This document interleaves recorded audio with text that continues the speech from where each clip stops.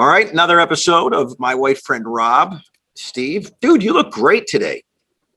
Here. Thank you, my brother. I really appreciate that, man. I'm in a good. You let the sides go gray. The new, yeah.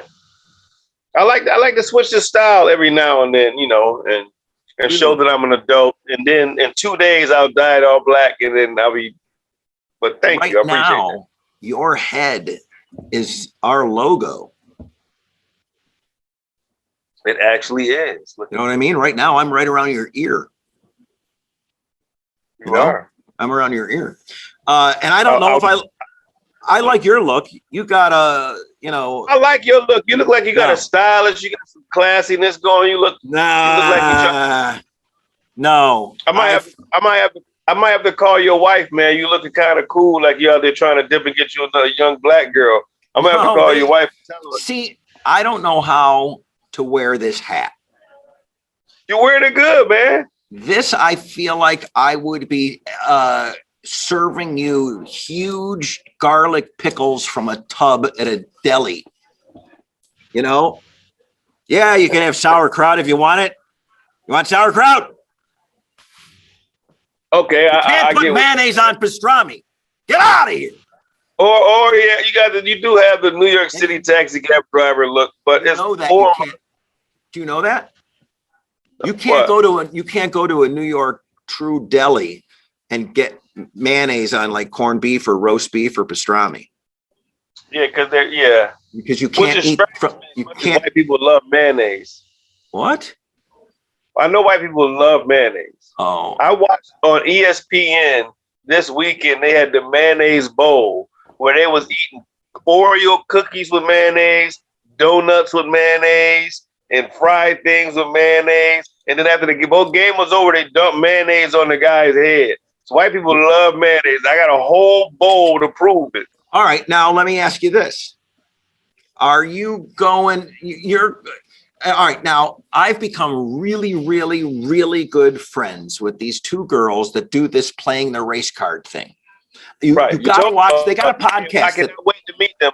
You've been promising that you're gonna have them on, but you haven't. I just want to call your bluff on that. You've been saying you're gonna have them on to me behind the scenes, but we have not had them. So I just want to say that. But all right, I got to get them on. They just started their own podcast as well. But anyway, I don't know why the hell I brought that up. You did. Come on. All right. Come on, Steve. Why did I just bring that up, Bobby? Fuck. Listen, you want to hear a great idea? Yeah.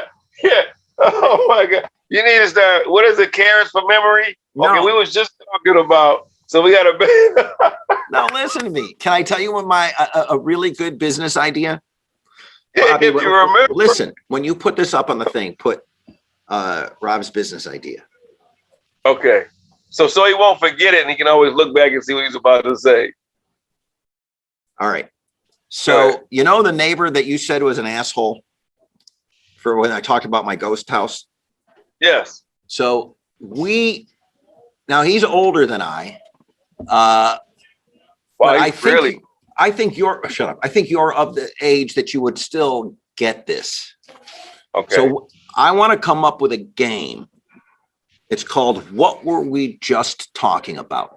It's for 60 and over or 55 and over. Okay. I'm gonna go 51 and over if you're a weed smoker. All right. And you get a little time thing, right? And you have a topic. You pull a card and you have a topic and you talk about whatever it is that you guys were talking about, right? And then you take a break and you offer somebody a piece of cheese and an apple or whatever the fuck it is that you give them. And you turn the thing upside down and you've got that amount of time to go, okay, what were we just talking about? And you've got that, right? That is brilliant. But like Bill Cosby said, when you play that game, you have to make sure that people are still sitting down. Because remember, the answer to what you always forgot is always in your ass. As soon as you go back in the room and sit down, you go, oh, that's what it was. Remember that joke he used to tell?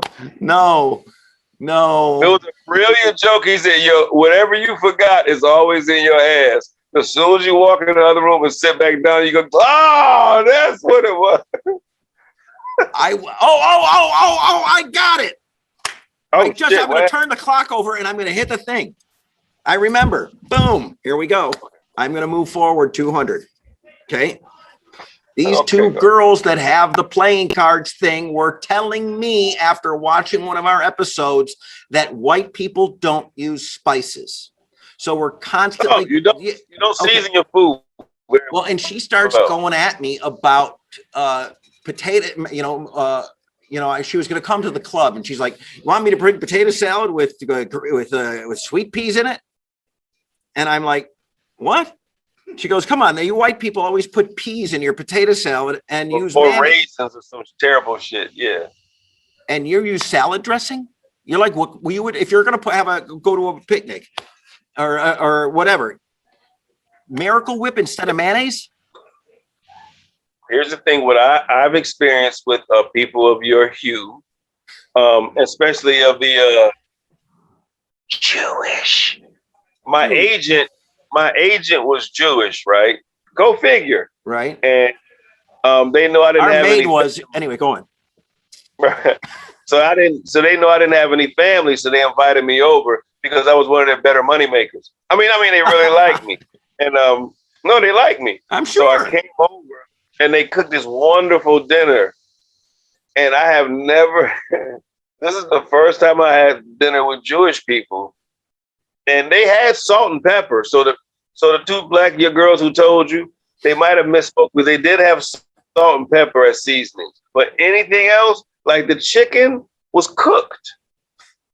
The meatballs, they were done. I will say they were done. I've never had ground beef where it was just cooked.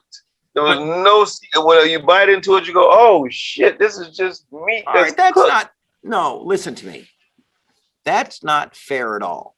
You're making the assumption off of one meal that Jews made you, that's how all Jews and white people serve food. But isn't that what America's built on? Clumping? America was built on using a broad brush. No. That's how all white people are now because of that one family I was with. You know how this works? No, I think white people are too scared around this time of year and around the climate that it is right now to tell you that we don't want to represent you anymore. So they figure they'll kill you through food. We're by not people. Seasoning it? By not seasoning it? I don't know. I would have literally had to become my brother and sneak hot sauce in there or whatever. Reach in my pocket and take hot sauce out. My brother has hot sauce in his pocket no matter where we go.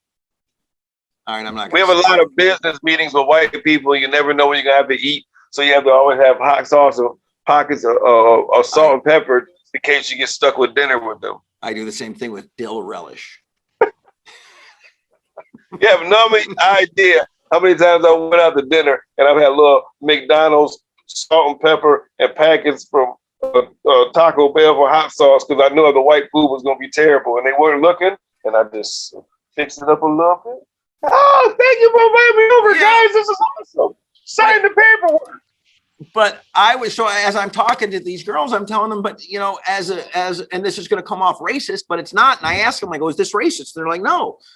I go, but your community suffers quite a bit from diabetes and from too much salt. That's a fact. And so maybe just boil the chicken. Listen. Let me tell you something. That is brilliant. Boil the chicken, but season the shit first. Fuck is you talking about? You still got to season. You can boil it, but you still give it some flavor. What's so funny? This is what the problem is when you have two people that were special ed through high school. Is that one person? You were not? No. Were you good? I just dropped out.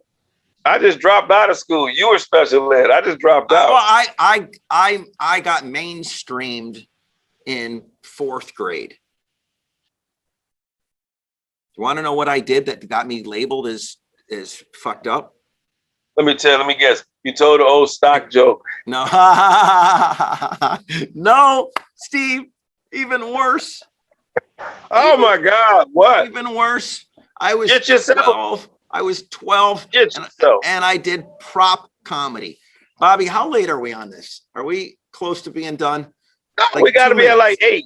Got to be like 8. So here's what's going on. I'm going to get people fucking mad at me. Whatever. Why? Because you going to shit on Carrot Top? No, I'm like 12 or whatever, right? And I'm upstairs in science class and the teacher's not in the room. And we had the school newspaper called the Tatler at Amherst High School. And I fold it into this huge paper airplane, like this big, right? And I open the window and I light the back of it off the Bunsen burner from right. And I throw it out the window and I'm yelling shit, you know, I throw it out the window. And we close the window and teacher comes in. Nobody's saying anything. Teacher, right? Next thing you know, we see sirens and fucking smoke coming up because the plane went right down into the bushes of the school. And, you know, oh my God, Steve, I just remember sitting in my chair, just radiant heat coming from me as a kid, so scared because everybody in the class did this. Oh, so you were afraid though? Oh, I didn't know, but I didn't know I was going to get labeled and put into a class. Well, here's the thing, because the reason I was asking, were you afraid? Because that's one sign of a serial killer being an arsonist. So the fact that you weren't afraid, I'm not an arsonist. I don't have to worry about. Did you ever abuse any pets when you were younger? Because that would explain a lot of my friends disappearing in the hood. No, I wasn't an arsonist. I'm not a racist. What do I have to come up with another podcast of, you know, my non-flammable friend Rob? I'm not a serial killer racist. Because I'm just saying, when I was younger, a lot of people disappear from the hood. It would make a lot of sense if you just come out on the show. This will be our biggest rated episode if you just admitted that you killed all those people. All right, listen, this was a smattering of stuff. It wasn't even remotely what I had on my little sheet here. Here's the thing. I'm realizing when you write shit down, we don't follow through. Well, I can tell you this one. Next time we do the episode, it better be about asking you about doing the nude cruise. Here's the thing. You will have more information that is next month, and you will have more information than I really want to give you. I'm quite sure of it. I'm hoping it's not as bad as everybody keep telling me it is, because I was excited. Now I'm starting to get nervous because you keep scaring me too. Like, I can't wait to hear these stories. Look at me. I'm looking at the clock right now. We might have another 7 episodes just out of what we did just now. All right, pal. I'll see you. I guess if we time it out, I'll see you in Easter. All right, brother.